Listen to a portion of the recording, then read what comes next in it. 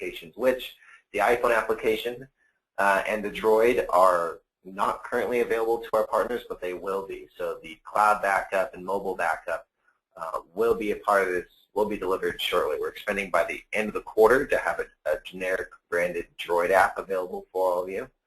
You could always opt for a co-branded backup program, in which case using any SOS product is very nice. And I actually recommend doing that because the transparency is nice as well. And you still get that desktop presence with the branding. So the mobile applications right now, the iPhone, we're working on rebuilding the upload agent to account for the latest iOS updates. So we delayed the release to our partners for that. And we do have to submit it as SOS Online Backup. So we will be listed as a developer behind it, even though it'll be generically branded. The Droid will be as Managed Online Backup, which is our other DBA. So going back to the software. Okay, so now I select what would be my staging machine, but for now I'm just going to use Virtual Drive F as my backup staging machine location. Now, this is very familiar to all of you who have run image-based backups before, and historically you would use a weekly backup strategy, and you would have somebody in your office, usually not qualified, managing all of these incrementals and full backups, switching out tapes, labeling tapes or drives, whatever it is. It's a very bulky way of going about it. It's a very dangerous way of going about it because of the additional human involvement. So you want to automate things. So what we do is we have this beautiful continuous incremental technology where you run a full backup maybe once a quarter, once a year, and then you do continuous incrementals thereafter. The reason you couldn't do this previously was because you would have to recover sequentially the full and then each single incremental separately until you got to the incremental you'd like to do. Well, today, and I'll show you the recovery method, you just simply select the incremental you'd like to go to, and then you can recover to that point, and it automatically connects the chain. So this usability means that offsite backup for images is now a hugely viable option. So you'd spend, maybe the first, you get the first image backup off-site, and then on a daily basis, you could put the incrementals off-site. Right now, we're setting our incrementals to run every hour. So that gives us an RPO of 60 minutes, and that's it. So you could limit that or change it, whatever it is. But this is the recommended way of going about it nowadays. So we have next, compression. So standard compression typically gets your images about 50% compressed. And then the password, you could encrypt it if you like. Really, it should be avoided. HIPAA compliance does require encryption locally. But if you don't have that, and it's not necessary, it's always good because when we use ImageStream to take the image off-site, it is going to encrypt the data, as our online backup services do, at 256-bit AES before transfer as well. So encrypting encrypted data can take some time, so you'll see a bit of a slowdown if you are encrypting at this stage. We have different commands you can run, so pre-snapshot, post-snapshot, post-backup. So for the most part, SQL and Exchange, we are running transactionally consistent backups. So transactionally consistent backup varies from a crash consistent backup, and then a transactionally consistent backup will negotiate with the databases that are running and say, hey, finish everything you're working on and don't start anything new until I can take a snapshot. A crash consistent backup will happen right in the middle of transactions, and you'll lose some information. For example, let's say that Milko is going to buy a MiG fighter from Scott, and he's going to buy it for $1 million. So the transaction is two steps. Take $1 million out of Milko's account and put $1 million into Scott's account. Okay? So a crash consistent backup could possibly happen in the seconds between those two steps. That means no one has $1 million. It's left one account but hasn't entered another. Big problem. Bad for business. Hope Milko still gets the MiG. And then the transactionally consistent backup would say, hey database, you got anything going on right now? database comes back and says, no, we're finishing up, and then we'll pause for you. Our system takes a snapshot, and then it continues. And that all happens in a matter of seconds. So it's not going to stop your databases or your servers for very long. But of course, there's always proprietary databases out there that are still used, and not all of them allow us to do that. So if you wanted to or needed to pause a certain database or stop something or restart something, we have some pre-snapshot, post-snapshot, and post-backup commands that you can run. So if you want to script out anything, go ahead and you can do it here. I also have the ability to split image files. Not very common for what we would need to do at this point. Splitting images, that's exactly what it is. Instead of having one 500 gig file, you'd have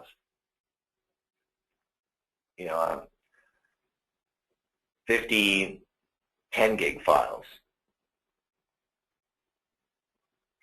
So it just depends what you want to do with it. Usually that was used for limitations in media storage. So I know we're going over a little bit. I'm going to give out the Kindle code in just a moment, and then we'll just line up for questions thereafter. So next, summary of what's going on. We hit finish, and now it's scheduled to run a backup. Let's go back to the wizard and see what it looks like to restore. So I go next.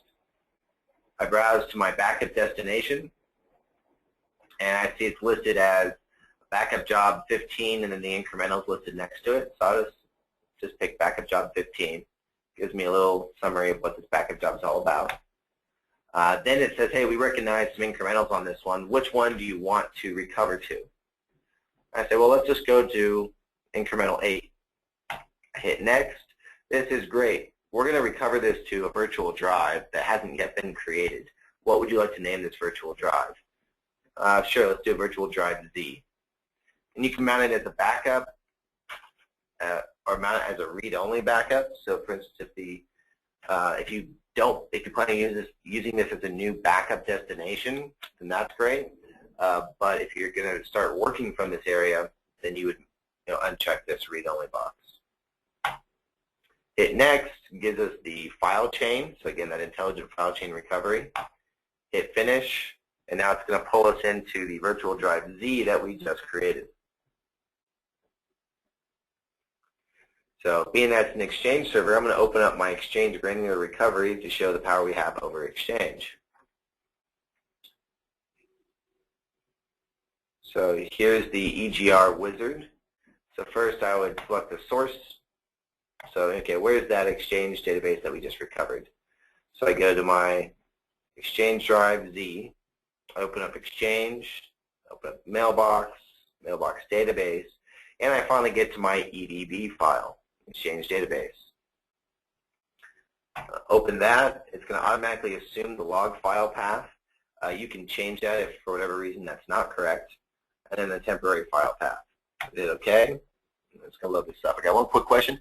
Can you stage to a NAS? You can certainly stage to a NAS, but NAS is just storage, right? And the point of the staging machine is we want to avoid taking up the computing resources. So we want to not be running these large backups off-site from production environments. So the idea is that you have a workstation that's just loaded up with a bunch of RAM and hard drive space that you would use as a dedicated box to run backups. And you could also use it to mount, virtual drives or virtual machines of your backups if you needed to too. So essentially getting a backup server in place. But again, doesn't necessitate a server OS. So we have our source data here. We have two options to recover. We can recover to a PST, which is more of a digital discovery, electronic discovery type of service. So things like, hey, we need to prove intellectual property, and we need to collect all the email from this company so we can do that. You need to export all of your company's email data to a PST that we can then evaluate. So you say, okay, let's target the PST, and then you export that way. More commonly, though, you go to open a live Exchange server. So I'm going to say, okay, I'm going to connect all the mailboxes on this server, and it's going to verify and authenticate based on my current Windows login. Say, okay, great. Now it's going to come up here. Now let's say, okay, well, user 1 just came to me and they said they deleted an email and they need to get to it, and it has some attachment about management in it, and that's what we need to find. So, okay, great. So we open this up, and let's say, let's search. So I can search for the entire database or just that user. You can search through keywords, so it said management. And attachment file names, message body, sure, why not? Let's do it all. We'll go ahead and find now, and these things come up. So let's say, okay, let's open this one up. Check the attachment. This is a call center supervisor guide. No, that's not the right one. We'll open up this one, and we'll open up the attachment management guide. Perfect, that's the one. So we take it. We open up the user one inbox. We take it and we drag and drop right into his inbox, and he's recovered. No problem. Or we could shift select a couple of these and drag and drop them. No problem. We could even save this report if we just need to save a report of what we've been looking at. You can do this for calendar items, anything. So if I open this up, I could go to contacts, calendar items, junk mail, any of these items here in the just drag and drop recovery. I can pull and drag and drop an entire mailbox, or I could pull the source data and just say, I'm just going to migrate the whole server to this new thing, and that's it. And it's that simple, and it'll automatically actually ask you, hey, we recognize usernames here that aren't already live. Do you want us to create those for you?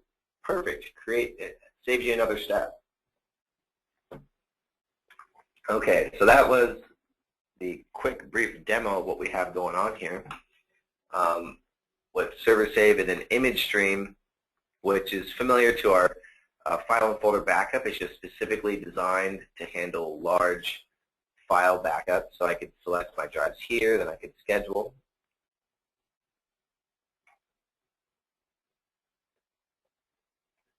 Run as a Windows service, send me an email report, etc. If I go to restore, same thing, I can restore to a specific point in my backup set by this calendar date. I actually prefer to go through the wizard or the classic view because it's a little bigger, gives you more details. I'll refresh the data, and on my left, it's going to show me all the machine names that we've backed up data from, and then on the right, it'll show me the actual data that's here. The drop down for the different version, and I could say, okay, recover this or don't recover that. All right, so the Kindle code for today is K3109D. So K3109D, and I'll enter that in the chat. K3109D. So call into our partner specialists and give them your contact information, and they'll be able to give you a run through the different programs. They'll give you a really thorough ROI. So you want to make sure that if you're coming into our program, you're going to be making some money. Everyone loves doing good work, but we work in an economy where money is part of getting through it. So we want to make sure that you're making money, because if you don't, then we don't. So we're going to make sure that you're properly placed in a program that's appropriate for your business clientele, who you're targeting, and what you could possibly do. So they're going to run you through all the potential options of how to position this, who you can position it to, and make sure that you're going to be successful in making money in it. Giving them your contact information also enters in the Kindle code will enter you into the Kindle drawing, which we'll announce early in the middle of next week. So go ahead and call in and talk to your partner specialist there. Any other questions on the service or the product?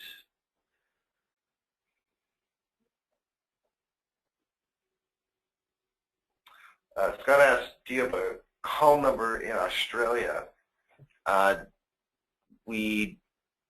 This number doesn't work for you from Australia. Should be international.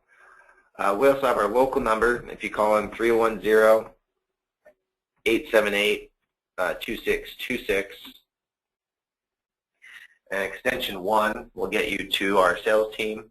Or you could just email sales@sosonlinebackup.com, and they'll reach out to you.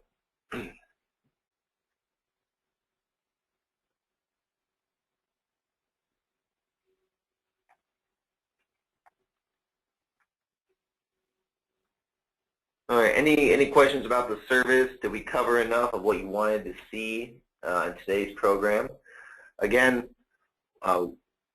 with the addition of ServerSave, we've been going really hard into offering an end-to-end solution. So rather than having to go to multiple vendors to get a good online backup, a good image-based backup, now you can come to SOS and get all of it.